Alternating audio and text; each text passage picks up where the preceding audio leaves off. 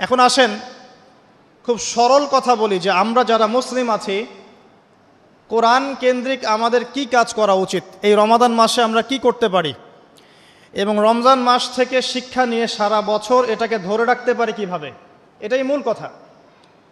অনেক বেশি কথার প্রয়োজন নাই, মূল কথা কিন্তু অল্প। রমাদান মাসে আমাদের প্রথম দায়িত্ব হচ্ছে আল কোরআন পড়তে শেখা। আমরা কারা কারা কোরআন পড়তে জানি হাত উঁচু করি একটু। মাশাআল্লাহ, বেশিরভাগ মানুষই কোরআন পড়তে জানেন, আলহামদুলিল্লাহ। জাযাকুমুল্লাহ খায়রান, আল্লাহ পাক আপনাদেরকে বারাকা দান করুন, দোয়া করি। প্রথম কাজ কোরআন পড়তে শেখা। পড়তে জানেন আলহামদুলিল্লাহ, তবে আমি কিছু কথা বলি যেগুলো শুনলে হয়তো আপনার কাছে মনে হবে যে আরও ভালো করে পড়া শেখা উচিত। পড়তে শেখা খুব গুরুত্বপূর্ণ একটা কাজ, কিন্তু যেমন তেমন করে পড়তে শিখলে হবে না, মদ মাখরাজ তাজবিদের সাথে পড়তে হবে।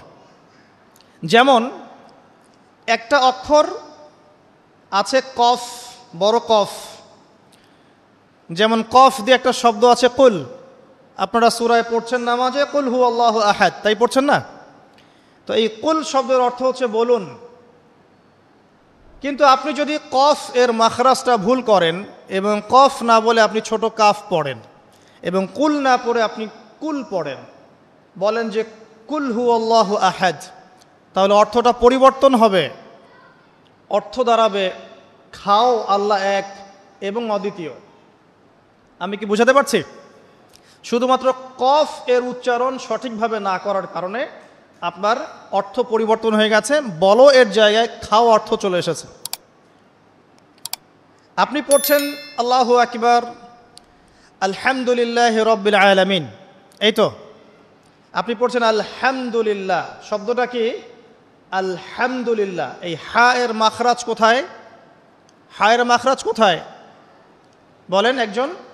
কণ্ঠনালীর মাঝখান থেকে। এখান থেকে আপনি উচ্চারণ করছেন আলহামদুলিল্লাহি রাব্বিল আলামিন, অর্থ দাঁড়াচ্ছে সমস্ত প্রশংসা জগৎসমূহের রব আল্লাহর জন্যে। ঠিক আছে? কিন্তু আপনি এই হায়ে হুত্তির জায়গায় যদি হায়ে হাওয়াস পড়েন, যার মাখরাজ অন্য জায়গা থেকে, আপনি পড়ছেন ফর এক্সাম্পল আলহামদুলিল্লাহি রাব্বিল আলামিন, যেমনটা অনেকেই পড়ে থাকে। কেমন আছেন? আলহামদুলিল্লাহ ভালো আছে, তাই না? কেমন আছেন? আলহামদুলিল্লাহ ভালো আছে। তো আলহামদুলিল্লাহ না বলে সে বলেছে আলহামদুলিল্লাহ। তো যে হায়ের উচ্চারণ পরিবর্তন হয়ে গেছে, এই কারণে অর্থ পরিবর্তন হয়ে দাঁড়াবে যে সমস্ত নিন্দা আল্লাহর জন্যে, যিনি জগৎসমূহের রব। আমার কথা কি বুঝতে পারছেন? শুধু হা এর মাখরাজ ভুল হওয়ার কারণে এই সমস্যা হলো।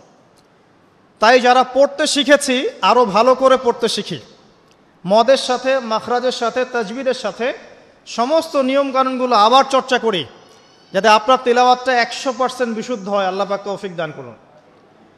ফর এক্সাম্পল একটা উদাহরণ দিচ্ছি, আলিফ লাম মিম, সূরা বাকারার প্রথমে আছে না আলিফ লাম মিম? এই আলিফ লাম মিমের অর্থ আছে, কিন্তু আল্লাহ ছাড়া এই অর্থ কেউ জানেন না। এর অর্থ আমরা করতে পারবো না, কিন্তু অর্থ আছে।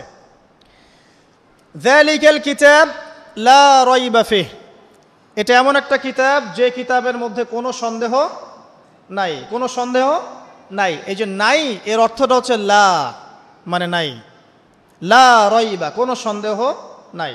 রাইব মানে সন্দেহ, লা মানে না। লা রাইবা কোনো সন্দেহ নাই, ফিহি এর মধ্যে মানে এই কিতাবের মধ্যে। এখানে লায়ের উপর কি মদ আছে? লায়ের উপরে কি মদ আছে না? লাকে টানতে হবে না? কি বলেন? লাকে টানতে হবে না? লাকে টানতে হবে। লা রাইবা ফি, লাকে টানতে হবে। এই যে বলি আমরা লা ইলাহা, লাই টান নাই? লা ইলাহা, লাই টান আছে না? আছে। ইল্লাল্লাহ, কোনো ইলাহ নেই আল্লাহ ছাড়া। তো এই যে আপনি পড়ছেন লা রাইবা ফি, ঠিক আছে, কিন্তু আপনি যদি মতটাকে ভুল করেন এবং আপনি পড়েন যালিকাল কিতাব লা রাইবা ফি, লায়ে কি করেন নাই? মদ করেন নাই, লাই আপনি টানেন নাই, কিন্তু পড়েছেন যালিকাল কিতাব লা রাইবা ফি। অর্থ কি হবে? অর্থ হবে এটা এমন একটা কিতাব যে কিতাবে অবশ্যই সন্দেহ আছে। আমি মনে হয় বুঝাতে পারছি না। তখন অর্থ দাঁড়াবে এমন যে এটা এমন একটা কিতাব যেই কিতাবে অবশ্যই সন্দেহ আছে। যদি আপনি লায়ে টান না দেন তাহলে অর্থ পরিবর্তন হবে। আপনি পড়ছেন কুল ইয়া আইয়ুহাল কাফিরুন, বলুন হে কাফেররা, লা আ'বুদু, আমি ইবাদত করি না, মা তা'বুদুন, যার ইবাদত তোমরা করো বা তোমরা করছো। তো এখানেও লায়ের মধ্যে মদ আছে, লা আ'বুদু মা তা'বুদুন। কিন্তু আপনি যদি মদ না করেন, যদি পড়েন কুল ইয়া আইয়ুহাল কাফিরুন লা আ'বুদু মা তা'বুদুন, অর্থ কি হবে? বলুন হে কাফেররা, বলুন হে নবী, হে কাফেররা, আমি অবশ্যই তার ইবাদত করি যার ইবাদত তোমরা করো। নাউযুবিল্লাহ। আমি কি বুঝাতে পারছি ভাই? অক্ষরের পরিবর্তনের কারণে, উচ্চারণের পার্থক্যের কারণে, টান কম বেশি হওয়ার কারণে কোরআনের অর্থ ঈমান থেকে কুফরির দিকে যেতে পারে। কথা কি বুঝতে পারছেন? অতএব যারা কোরআন তেলাওয়াত করা শিখেছেন আবারও শেখেন, শেখার কোনো শেষ নাই। যদি এখন আমি কোরআন তেলাওয়াত আপনাদেরকে ধরি, দেখা যাবে অনেকের তেলাওয়াত ভুল পাওয়া যাবে, পাওয়া যাবে না? অতএব এই রমজান মাসটাকে কাজে লাগান, রমজান মাসে কোরআন তেলাওয়াত করা শেখেন। ইমাম সাহেবের কাছে শেখেন, মুয়াজ্জিন সাহেবের কাছে শেখেন, আলেমের কাছে আসেন, মাদ্রাসায় যান। যদি এগুলো সুযোগ না থাকে, অনলাইনে অনেক কোর্স করানো হচ্ছে, অনলাইনে কোর্স করেন। সবচেয়ে ভালো হয় মাদ্রাসায় গিয়ে পড়লে। যদি মাদ্রাসায় পড়তে না পারেন, অনলাইন অফলাইনে কোর্সের মাধ্যমে শেখেন। আপনাকে শিখতে হবে, যে কোনো নিয়মে হোক শিখতে হবে। নুরানি পদ্ধতি বলেন, বৈজ্ঞানিক পদ্ধতি বলেন, যে নিয়মেই বলেন, আপনাকে বিশুদ্ধ করে শিখতে হবে। এবার শিখে ফেললে আপনি কি পাবেন? খুব সংক্ষেপে বলছি। শিখে ফেললে আপনি কোরআন তেলাওয়াত করবেন নিয়মিত। আমি পরামর্শ দেই, প্রত্যেক দিন এক পারা করে পড়েন। প্রত্যেক দিন এক পারা, তাহলে 30 দিন 30 পারা পড়া হবে। প্রত্যেক মাসে একটা করে খতম দিতে পারবেন, আপনি বছরে 12টা খতম দিতে পারবেন। যদি আপনি বিশুদ্ধ করে তেলাওয়াত করতে শেখেন, তাহলে রাসূল সাল্লাল্লাহু আলাইহি ওয়াসাল্লামের কিছু হাদিস আপনার জন্যে। নবী সাল্লাল্লাহু আলাইহি ওয়াসাল্লাম বলেছেন, ইকরাউল কোরআন, তোমরা বিশুদ্ধ করে কোরআন তেলাওয়াত করো। ফাইন্নাহু ইয়াতি ইয়াউমাল কিয়ামাহ শাফিআন লিআসহাবিহি, কারণ কিয়ামতের দিন কোরআন তার পাঠকের পক্ষে সুপারিশ করবে। সুবহানাল্লাহ। তিনি বলছেন সূরা বাকারা এবং সূরা আলে ইমরান সুপারিশ করবে, ওই পাঠকের উপরে ছায়া প্রদান করবে। কিয়ামতের মাঠে কোনো ছায়া থাকবে? আল্লাহর আরশের ছায়া থাকবে, কোরআন আপনাকে ছায়া দিবে। সূরা আলে ইমরান, সূরা বাকারা আপনাকে ছায়া দিবে। বিশুদ্ধ করে তেলাওয়াত করা শিখলে আপনি রাত্রেবেলা সূরা মুলক তেলাওয়াত করবেন। কোন সূরা?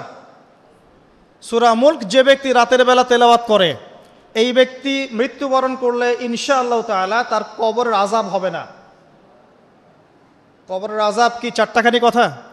সূরা মুলক তেলাওয়াত করলে এই ব্যক্তিকে সূরা মুলক কবরের আযাব থেকে বাঁচিয়ে দিবে ইনশাআল্লাহ। 30টা আয়াত মুখস্থ করে ফেলতে পারেন। কোরআন তেলাওয়াত করা শিখলে আপনি আয়াতুল কুরসি পড়তে পারবেন। কোনটা? আল্লাহু লা ইলাহা ইল্লা হুয়াল হাইয়ুল কাইয়ুম, এখান থেকে শেষ পর্যন্ত। সূরা বাকারার আয়াত নাম্বার 255। প্রত্যেক ফরজ নামাজের পর যে ব্যক্তি বিশুদ্ধ করে আয়াতুল কুরসি তেলাওয়াত করবে, মৃত্যু ছাড়া তার জান্নাতে যাওয়ার কোনো বাধা নাই। সুবহানাল্লাহ। আর ছোট্ট সূরা আছে কিছু, সূরা ফালাক, সূরা নাস, সূরা ইখলাস। সকালে 3 বার সূরা ইখলাস, 3 বার ফালাক, 3 বার নাস। বিকেলবেলা বা সন্ধ্যার পরে 3 বার সূরা ইখলাস, 3 বার ফালাক, 3 বার নাস। নবী সাল্লাল্লাহু আলাইহি ওয়াসাল্লাম বলছেন, এই ব্যক্তিকে দৃশ্য অদৃশ্যের যাবতীয় ক্ষতি থেকে বাঁচানোর দায়িত্ব আল্লাহ নিয়ে নেবেন ইনশাআল্লাহ। কোনো বিপদ আপদ বালা মুসিবত হঠাৎ করে আপনাকে আক্রমণ করবে না ইনশাআল্লাহ। এরপরে আছে সূরা বাকারার শেষের 3টা আয়াত, লিল্লাহি মা ফিস সামাওয়াতি, এখান থেকে ফানসুরনা আলাল কওমিল কাফিরিন পর্যন্ত। নবী সাল্লাল্লাহু আলাইহি ওয়াসাল্লাম বলেছেন, যে ব্যক্তি রাতের বেলা এই আয়াতগুলো তেলাওয়াত করবে, সারা রাত নফল নামাজ পড়লে যে নেকি হতো, এই 3টা আয়াত তেলাওয়াত করলে সে নেকি হয়ে যাবে ইনশাআল্লাহ। এগুলো কি চারটাখানি কথা? সূরা আলে ইমরানের শেষের 10টা আয়াত রাতের বেলা তিলাওয়াত করা সুন্নাহ, সারা রাত নফলের নেকি পাওয়া যায়। সূরাতুল কাফিরুন, কুল ইয়া আইয়ুহাল কাফিরুন, এই সূরাটা যদি কেউ ঘুমানোর সময় পাঠ করে, রাতে শোয়ার সময় পাঠ করে, আল্লাহ নবীজি বলছেন সেই ব্যক্তিকে আল্লাহ পাক শিরকের পাপ থেকে বাঁচাবে। কোন পাপ? শিরকের পাপ। আর আমি অনেক লেকচারে বলেছি, যে প্রতি হাজারে 999 জন মানুষ জাহান্নামে যাবে। প্রতি হাজারে 999 জন মানুষ জাহান্নামে যাবে। তাদের আমল নামায় যে পাপটা থাকবে তার নাম হচ্ছে শিরক। কথায় শিরক, কাজে শিরক, বিশ্বাসে শিরক। আর এই শিরকে এখন আমরা হাবুডুবু খাচ্ছি। মুসলিমরা বিশ্বাস করে আল্লাহ ছাড়া অন্য কেউ সন্তান দিতে পারে। বিশ্বাস করে না? বিশ্বাস করে। মানুষ এখন বিশ্বাস করে আল্লাহ ছাড়া অন্য কেউ মহাবিশ্ব সৃষ্টি করেছে, বা মহাবিশ্ব এমনি এমনি সৃষ্টি হয়েছে বিগ ব্যাংয়ের মাধ্যমে, আল্লাহ সৃষ্টি করে নাই। মানুষ মনে করে জমিনে মানুষের বিধান চলবে, আল্লাহর বিধান জাদুঘরে থাকবে। এটা মানুষ মনে করে। মানুষ মনে করে মানুষ আল্লাহর হালালকে হারাম করতে পারে, আল্লাহর হারামকে হালালও করতে পারে। এটা মানুষের স্বাধীনতা, বাক স্বাধীনতা, ব্যক্তি স্বাধীনতা। মানুষ মনে করে। মানুষ মনে করে যে আল্লাহ ছাড়া অন্য কাউকে সেজদা করা যায়, আল্লাহ ছাড়া অন্য কেউ সন্তান দিতে পারে, আল্লাহ ছাড়া অন্য কেউ ভালো মন্দের মালিক, জীবন মৃত্যুর মালিক, কল্যাণ অকল্যাণের মালিক। মানুষ এগুলো মনে করে। মানুষ এখন শিরিকে হাবুডুবু খাচ্ছে। বিশ্বাসে শিরিক করে, কথায় শিরিক করে, অথবা কাজে শিরিক করে। মুসলিমরা আল্লাহ ছাড়া অন্য কাউকে সেজদা করে না। মুসলিমরা কবরে সেজদা করে না, মাজারে সেজদা করে না। মুসলিমরা কবরকে কেন্দ্র করে তাওয়াফ করে না। মুসলিমরা হাতে সুতা বালা পড়ে না। মুসলিমরা হাতে আংটি পড়ছে এবং মনে করছে যে এই আংটি ওকে রোগ থেকে বাঁচাবে, এই সুতা ওকে রোগ থেকে বাঁচাবে। মুসলিমরা চন্দ্র, সূর্য, গ্রহ, নক্ষত্রের কাছ থেকে কল্যাণ কামনা করে। মুসলিমরা মনে করে যে মানুষ আগামীকালকের আবহাওয়া বলতে পারে। মুসলিমরা রাশিচক্রে বিশ্বাস করে। মুসলিমরা টিয়া পাখির কথায় বিশ্বাস করে। দেখেন রাস্তার পাশে টিয়া পাখি বসে আছে, ভাগ্য গণনা করছে। এগুলো মুসলিমরা করে। শিরকের শেষ নাই। আমি একটা বইয়ের নাম বলি মাঝে মাঝেই, বইটার নাম হচ্ছে কিতাবুত তাওহীদ। কি নাম? কিতাবুত তাওহীদ। এই বইটা বাসায় কিনেন, দেখবেন শিরিক কত প্রকার, কি কি সব কিছু লেখা আছে এখানে, এবং কতভাবে আমরা শিরিক করি এটা লেখা আছে এখানে। বাঁচবেন কিভাবে সেটাও লেখা আছে। যাই হোক, সূরাতুল কাফিরুন যে ব্যক্তি শোয়ার সময় পড়বে, আল্লাহ পাক তাকে শিরিকের পাপ থেকে বাঁচিয়ে রাখবেন ইনশাআল্লাহ তাআলা। আল্লাহ পাক শিরকের একটা গোপন পাপ আছে, গোপন শিরক, রিয়া, মানুষকে দেখানোর জন্য আমল করা, লোক দেখানো আমল। এটা থেকেও আল্লাহ পাক বাঁচাবে সেই ব্যক্তিকে, যে ব্যক্তি সূরা কাফিরুন রাতের বেলা তেলাওয়াত করবে ঘুমানোর সময় ইনশাআল্লাহ তাআলা। আর অনেক সূরা আছে। কারো যদি চোখ লাগা, বদনজর, জিন ঘটিত কোনো সমস্যা হয়, সূরা জিনের প্রথম 10টা আয়াত পরে দম করে ফু দিবেন, দেখবেন ইনশাআল্লাহ রোগী ভালো হয়ে গেছে ইনশাআল্লাহ। কারো যে কোনো অসুস্থতা থাকলে চিকিৎসা করবেন, ওষুধপত্র খাবেন, সব ঠিক আছে। তার আগে সূরা ফাতিহা পড়বেন। সূরা ফাতিহা পড়ে নিজের গায়ে দম করবেন, পানিতে দম করে খাবেন, দেখবেন সূরা ফাতিহার মধ্যে শিফা আছে। সূরা ফাতিহার মধ্যে শিফা আছে। এই সূরা আরেকটা নাম হচ্ছে আয়াতুশ শিফা। এই সূরার মধ্যে শিফা আছে, আরোগ্য আছে। আর অনেক আয়াত আছে, এগুলো বলতে গেলে সময় শেষ হয়ে যাবে। প্রথম যে কাজ আমাদের, সেটা হলো আল কোরআনকে বিশুদ্ধ করে পড়তে শেখা। আমার কথা কি বুঝতে পারছেন? যারা পড়া শিখেছেন আবার পড়া শেখেন। কারণ কি আমি বললাম, আপনার অক্ষরের পার্থক্যের কারণে, মদ মাখরাজের পার্থক্যের কারণে, তাজবিদের নিয়মের ভুল ত্রুটির কারণে অর্থ পরিবর্তন হয়ে যেতে পারে। তখন সারাটা জীবন আপনি ভুল পড়ে যাবেন। আর আমি এটা আপনাকে হলফ করে বলতে পারি যে আপনি কোরআন যতটুকু তেলাওয়াত করছেন এবং নামাজে যে আরবিগুলো পড়ছেন, এগুলোর মধ্যে অনেক ভুল ভ্রান্তি আছে, আপনি জানেন না। যদি আপনি কোনো আলেমের কাছে যান, তাকে শোনান, তিনি আপনার ভুল ধরাতে পারবেন। অতএব আবার বিশুদ্ধ করে পড়া শেখেন। আল্লাহ পাক তৌফিক দান করুন। নবীজি বলেছেন সাল্লাল্লাহু আলাইহি ওয়াসাল্লাম, মান ক্বারাআ হারফাম মিন কিতাবিল্লাহি ফালাহু হাসানা। কেউ যদি একটা হরফ তেলাওয়াত করে কোরআনের, তার নেকি হবে কত নেকি? আল হাসানাতু কাআশরি আমসালিহা। এক নেকি 10 দিয়ে গুণ করা হবে। অর্থাৎ একটা হরফ তেলাওয়াত করলে 10 নেকি হবে ইনশাআল্লাহ। আলিফ লাম মিম পড়লে 10 নেকি হয় না, আলিফ লাম মিম পড়লে 30 নেকি হয়। কারণ আলিফ একটা হরফ, লাম একটা হরফ, মিম একটা হরফ। আপনি কি জানেন কোরআনে কতগুলো হরফ আছে?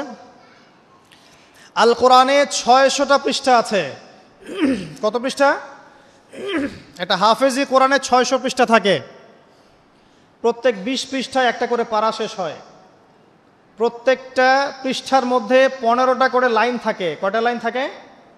15টা লাইন থাকে। প্রত্যেকটা লাইনের মধ্যে 9টা করে গড়ে শব্দ থাকে। গড়ে 9টা করে শব্দ থাকে। এক পৃষ্ঠায় দেখবেন 134 বা 135টা শব্দ থাকবে। এখন 600কে আপনি 135 দিয়ে গুণ করলে দেখবেন আল কোরআনে 77,800টা শব্দ আছে। 77,800টা শব্দ আছে, মানে প্রায় 78,000 শব্দ আছে। এটা হলো শব্দের কথা বললাম।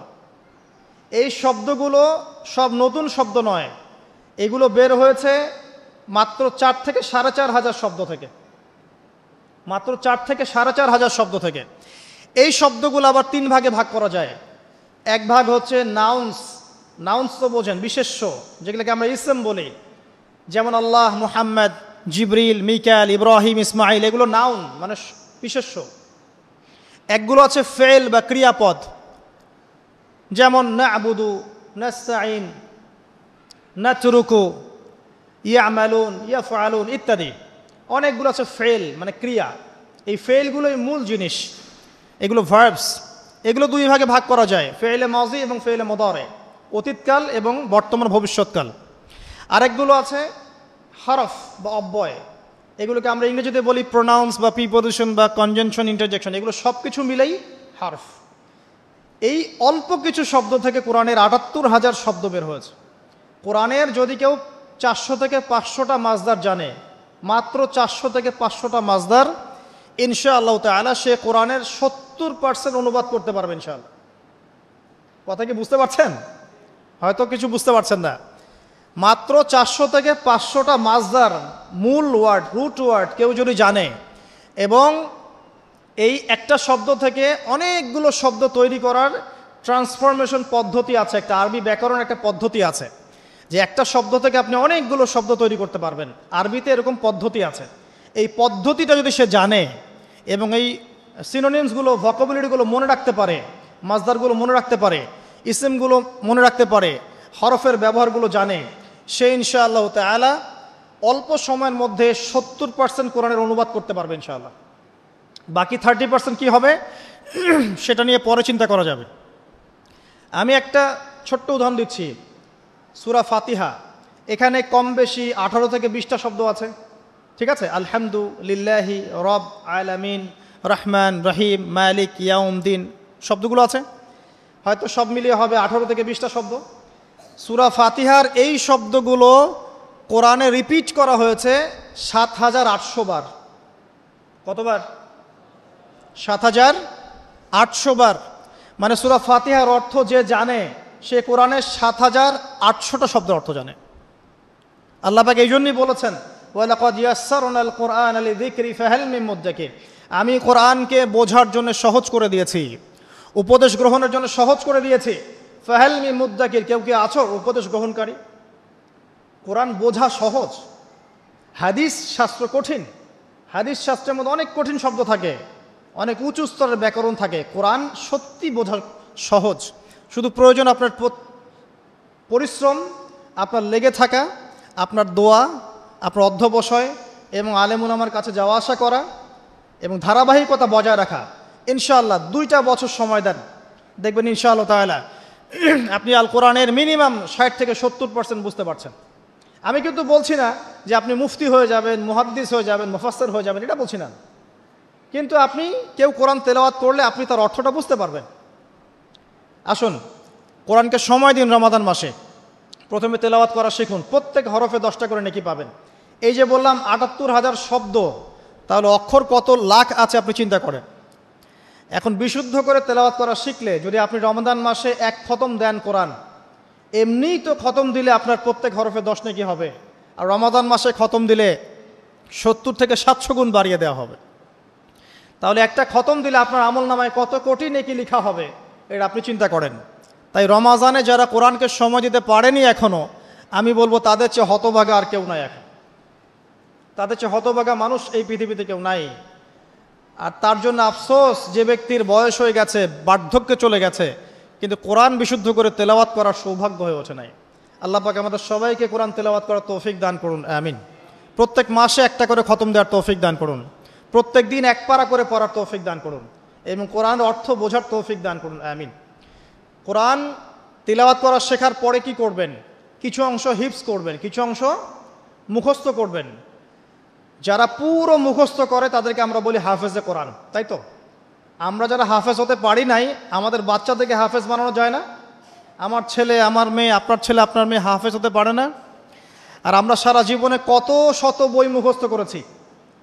কেমিস্ট্রির ওই যে পর্যায় সারণী আপনার মুখস্থ, ফিজিক্সের সূত্রগুলো মুখস্থ, এই যে হায়ার ম্যাথের কঠিন কঠিন সূত্র মুখস্থ, ইকোনমিক্স মুখস্থ। আপনার বিসিএস কোচিং করছেন, আপনি কোন সাহিত্য কে লিখেছে, কোন কবিতা কে লিখেছে, কোন কবির জন্ম কবে, মৃত্যু কবে, সব মুখস্থ, তাই না?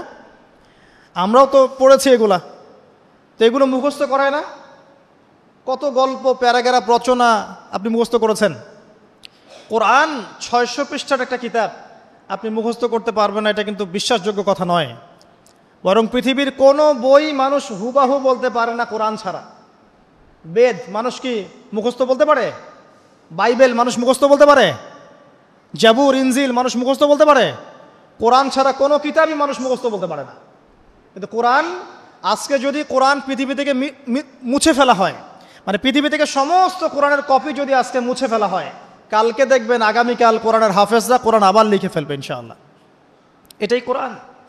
ইন্না নাহনু নাযালনা যিকরা ওয়া ইন্না লাহু লাহাফিজুন। আমি এই কোরআন, এই জিকির নাজিল করেছি, আর আমি আল্লাহ এর হেফাজত করব। আল্লাহ পাক দায়িত্ব নিয়েছেন। অতএব আমরা হাফেজ হওয়ার চেষ্টা করি। এখন কথা হচ্ছে, আমরা সবাই তো আর 30 পারা হাফেজ হতে পারবো না, তাই তো? তাহলে আমি কিছু ইম্পর্টেন্ট সূরা বলছি, কিছু ইম্পর্টেন্ট সূরা, ইম্পর্টেন্ট আয়াত, এগুলো সবাই মুখস্থ করবেন, পারবেন? 1 নম্বর সূরা ফাতিহা, 2 নম্বর সূরা বাকারার প্রথম 5টা আয়াত, এরপর সূরা বাকারার 255 নম্বর আয়াত, আয়াতুল কুরসি, এরপর সূরা বাকারার শেষের 3টা আয়াত, এরপর সূরা আলে ইমরান শেষের 10 আয়াত, এরপর সূরা কাহফ প্রথম 10 শেষ 10, এরপর সূরা জিন প্রথম 10, এরপর সূরা মুমিনুন শেষের আয়াতগুলো, শেষের 10টা আয়াতের মতো, সূরা ফুরকান শেষের কিছু আয়াত, সূরা ফালাক, সূরা নাস, সূরা ইখলাস, সূরা কাফিরুন। এগুলো পারা যাবে না? সূরা হাশর শেষের 3টা আয়াত, সূরা হাশরের শেষের আয়াতগুলো, সূরা হজের শেষের আয়াতগুলো। এরপরে আপনি পড়বেন সূরা তাহার কিছু আয়াত, তারপরে আছে সূরা বনী ইসরাইল এর কিছু আয়াত, সূরা মুলক মুখস্থ করবেন, সূরা মুলক। আর 2টা সূরা অবশ্যই মুখস্থ করবেন, সূরা আর রহমান, সূরা ইয়াসিন। এতটুকু পারা যাবে না? খুব বেশি পড়া দিলাম? আচ্ছা, এই রমজানে না পারি, এই রমজান থেকে আগামী রমজান আসা পর্যন্ত পারা যাবে না? পারা যাবে ইনশাআল্লাহ তাআলা। আল্লাহ পাক আমাদের সবাইকে কোরআনের মিনিমাম 1 পারা হিফজ করার তৌফিক দান করুন, আমিন। আর আমাদের বাচ্চাদেরকে আল্লাহ পাক কোরআনের হাফেজ হিসেবে কবুল করুন, বড় আলেম হিসেবে কবুল করুন, আল্লাহর দিনের বড় দায়ী এবং মুজাহিদ হিসেবে কবুল করুন, আমিন। এরপর কি কাজ? কোরআনের অর্থ বুঝতে হবে। বারবার একটা কথা বলি যে কোরআন তেলাওয়াত করলে প্রত্যেক হরফে 10 নেকি হবেই, অথবা 70 নেকি হবে, অথবা 700 নেকি হবে। কিন্তু অর্থ না বুঝলে কোরআনের মৌলিক হকটা আদায় হবে না। কিভাবে? যেমন আমি যদি বলি ওয়ালা তাকরাবুজ জিনা, কতজন এর অর্থ বুঝেছেন? হাত তোলেন দেখি। এই কয়েকজন অর্থ বুঝেছেন, বাকিরা বোঝেন নাই। যারা বোঝেন নাই তাদেরকে যদি আমি এখন বলে দেই যে ভাই বা চাচা, ওয়ালা তাকরাবুজ জিনা এর অর্থ হচ্ছে জেনার ধার কাছেও যেও না, এবার কি সে অর্থ বুঝতে পারে নাই? এখন এই যে সে অর্থটা বুঝতে পারলো, সে কি এই আয়াত থেকে হেদায়েতটা পেয়েছে না? জেনার কাছে যাওয়া যাবে না শিক্ষাটা পেয়েছে না? যদি অর্থটা না বুঝতো, সে কি শিক্ষা পেত না? যদি আমি বলি ইত্তাকুল্লাহ ওয়া যারু মা বাকিয়া মিনার রিবা, আল্লাহকে ভয় করো, সুদের অবশিষ্ট অংশ ছেড়ে দাও, ওয়া ইল্লাম তাফআলু ফা'যারু বিহারবিন মিনাল্লাহি ওয়া রাসূলিহি। যারা অর্থ জানে না তারা কি হেদায়েত পেয়েছে? পাবে। কিন্তু যারা অর্থ বুঝেছে তারা বুঝতে পারবে যে হ্যাঁ, আল্লাহ এখানে বলছেন যে ব্যক্তি সুদ খায় সে যেন আল্লাহ এবং তার রাসূলের সাথে যুদ্ধের ঘোষণা শুনে রাখে। কোরআনের অর্থ নিয়ে ওরা গবেষণা করে আমাদের বিরুদ্ধে বিভিন্ন কূটকৌশল চালছে, আর আমরা মুসলিমরা কোরআনের অর্থ বুঝতে যাচ্ছি না। এক শ্রেণীর মানুষ মনে করে যে কোরআনের অর্থ বুঝলে কিছু মানুষের ভাত আর টিকবে না জমিনের মধ্যে। কিছু মানুষ মনে করে যে কোরআনের অর্থ যদি সবাই বুঝে ফেলে তাহলে এক শ্রেণীর মানুষের ধর্ম ব্যবসা টিকবে না। আল কোরআনুল কারীম নির্দিষ্ট কিছু মানুষের জন্য নয়, পুরো মানব জাতির জন্যেই। একজন অমুসলিম কি কোরআন পড়ে হেদায়েত পেতে পারে না? একজন হিন্দু ভাই সে কোরআন পড়ে কি এক ঈশ্বরে বিশ্বাস করে ইসলাম কবুল করতে পারে না? তো কোরআন থেকে হেদায়েত পেতে হলে তো অর্থটা জানতে হবে। সূরা ফাতিহা আপনি পড়ছেন, অর্থ যদি না বোঝেন আপনার নামাজে মনোযোগ কিভাবে আসবে? মালিকি ইয়াউমিদ্দিন আপনি বলছেন নামাজের মধ্যে, মালিকি ইয়াউমিদ্দিন, বিচার দিনের মালিক। তারপরেও যদি আপনি চিন্তা করেন আমি এই জমিনের মালিক, তাহলে কি হবে? ইয়্যাকা না'বুদু ওয়া ইয়্যাকা নাস্তাঈন, আমরা নামাজে বলছি আল্লাহ শুধু আপনারই ইবাদত করি, আপনার কাছেই সাহায্য চাই। এই ব্যক্তি কি মসজিদ থেকে বের হয়ে কবরে সেজদা করতে পারবে? সে তো নামাজে বলেছে আমি শুধু আপনারই ইবাদত করি, আপনার কাছেই সাহায্য চাই। অতএব অর্থ জানার দরকার আছে না? রুকুতে কি পড়ছি, তাসবিতে সেজদায় কি পড়ছি, আত্তাহিয়াতুর অর্থ কি, দরুদ শরীফের অর্থ কি, দোয়ায়ে মাসুরার অর্থ কি, হাত তুলে আমরা কি দোয়া করি, এগুলো অর্থ বুঝলে নামাজে মনোযোগ বাড়বে না? কোরআন তেলাওয়াত করতে করতে অর্থ বুঝতে থাকলে আপনি কোরআনকে ফিল করতে পারবেন না, ভিতরে ঢুকতে পারবেন না।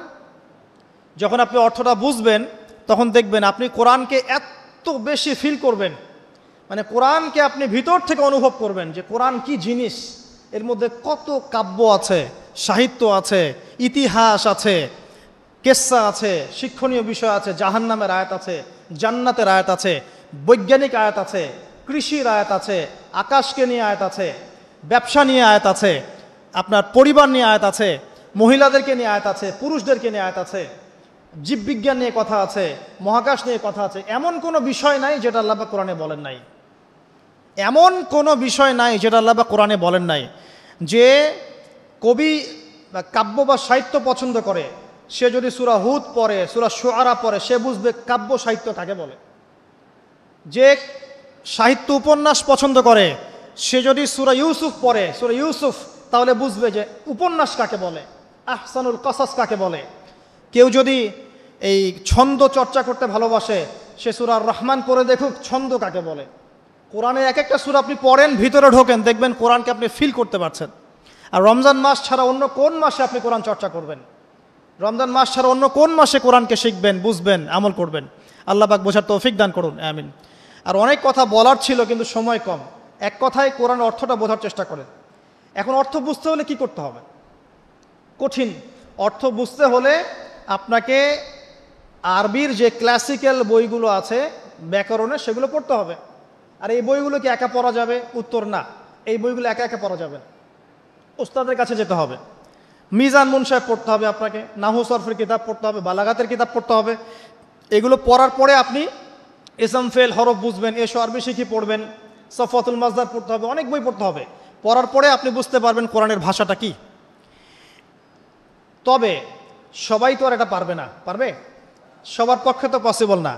তাহলে সবার জন্য একটা সলিউশন, আপনার কাছে যে তাফসিরটাকে ভালো মনে হয়, তাফসিরে মারিফুল কোরআন হোক, তাফসির ইবনে কাসির হোক, তাফসিরে জালালাইন হোক, যেটা আপনার কাছে ভালো মনে হয় সেই তাফসির বাসায় কিনেন।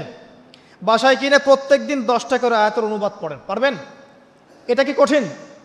সহজ। কিন্তু অনুবাদ পড়লেই কিন্তু আপনি কোরআন বুঝতে পারবেন না, এটা মনে রাখেন। কোরআনের অনুবাদটা কিন্তু কোরআন নয়, অনুবাদটা কিন্তু আমার ভাষায় আমি ট্রান্সলেট করেছি, কিন্তু আরবি থেকে আরবি বুঝতে না পারলে আপনি মূল কোরআনটা পাবেন না। আমি আসলে বুঝাতে পারছি না, মানে আমি বুঝছি জিনিসটা কিন্তু আমি আপনাকে বোঝাতে পারছি না।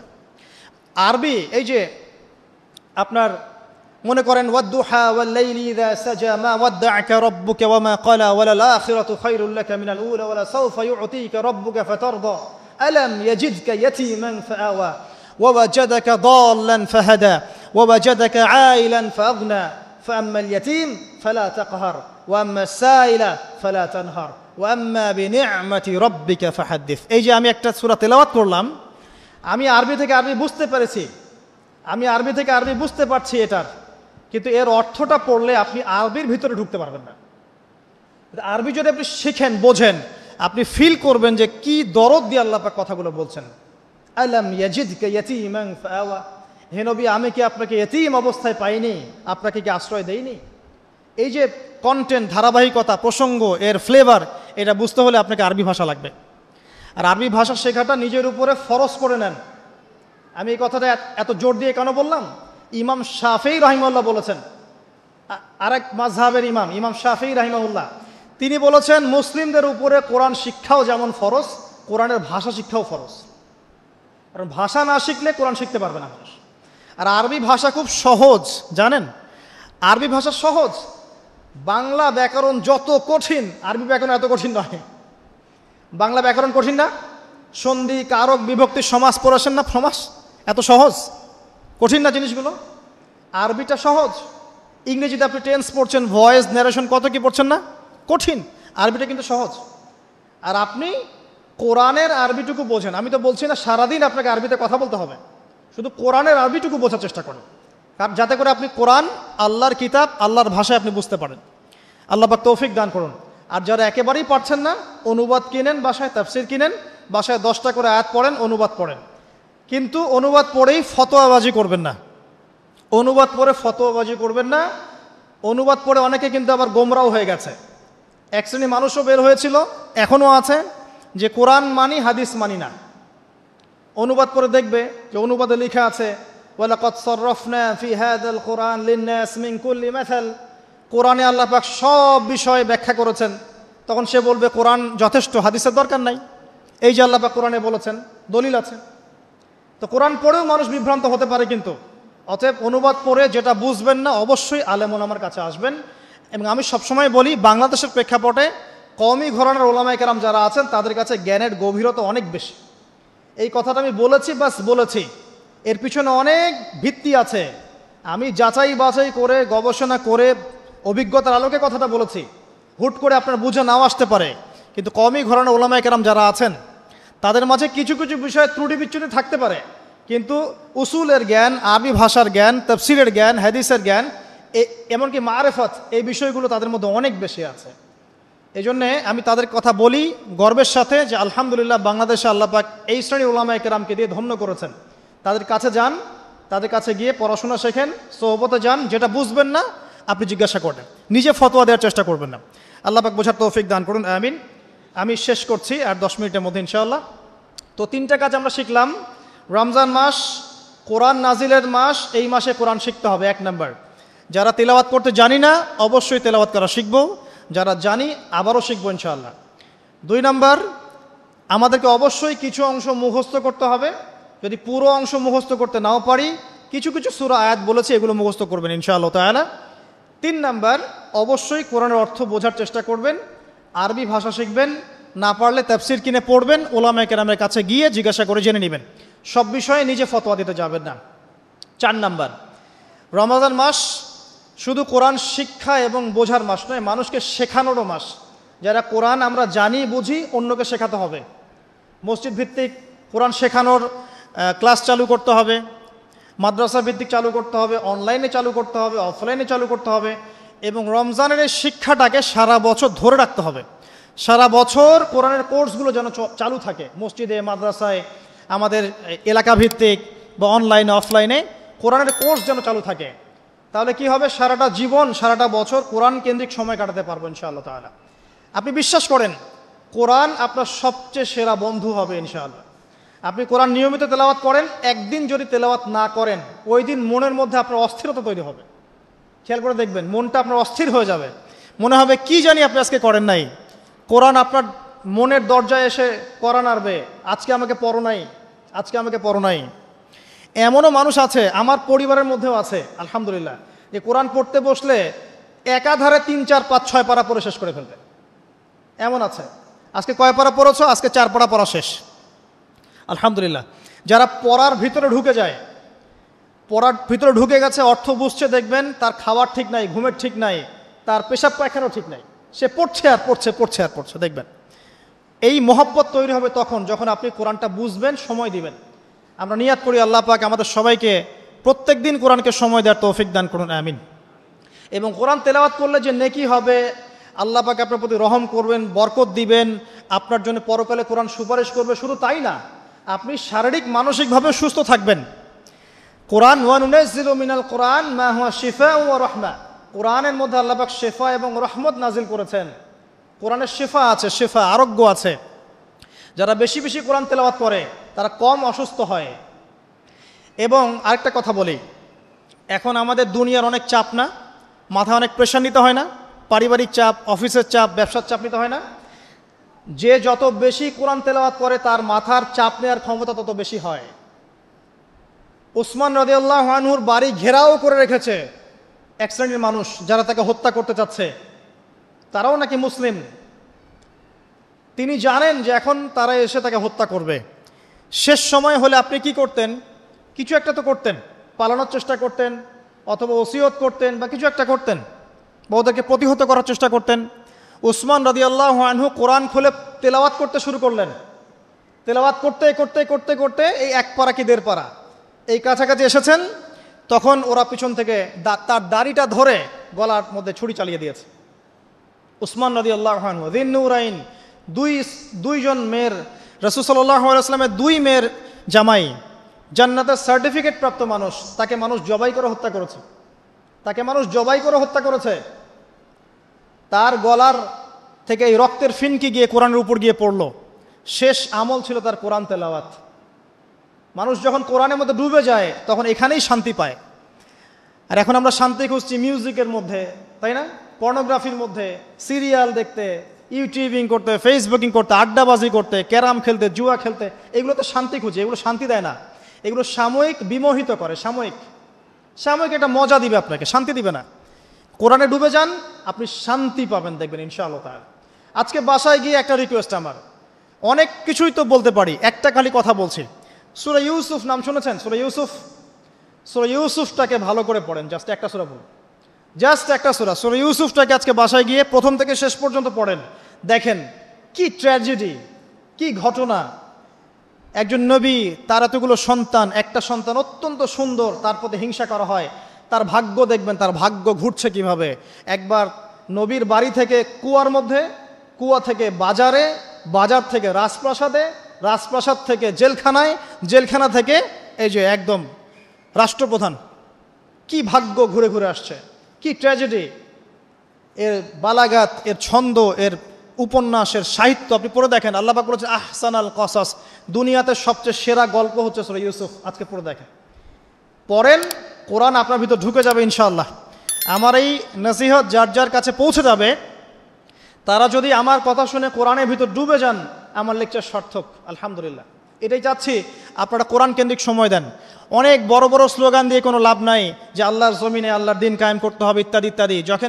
যতক্ষণ পর্যন্ত প্রত্যেক ঘরে ঘরে কোরআনওয়ালা মানুষ তৈরি না হবে, যতক্ষণ পর্যন্ত আমরা সবাই কোরআনের হকগুলো আদায় না করব এবং কোরআনের আলোকে জীবন না গড়ছি, ততক্ষণ স্লোগান দিয়ে আইওয়াস শোডাউন করে কোনো লাভ নাই। লাভ আছে?